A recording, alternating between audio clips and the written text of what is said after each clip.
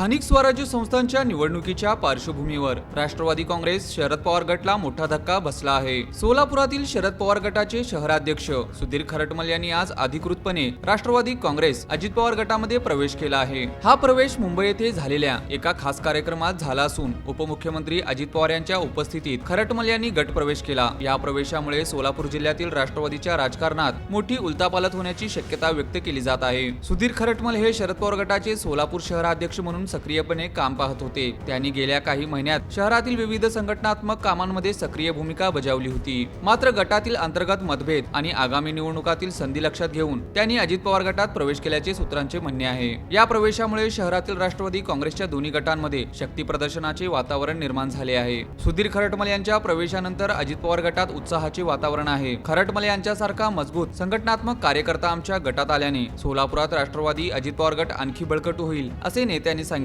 दरम्यान शरद पवार गटाच्या कार्यकर्त्यांमध्ये मात्र नाराजीचे वातावरण असून काही जणांनी या निर्णयावर तीव्र प्रतिक्रिया व्यक्त केल्या आहेत।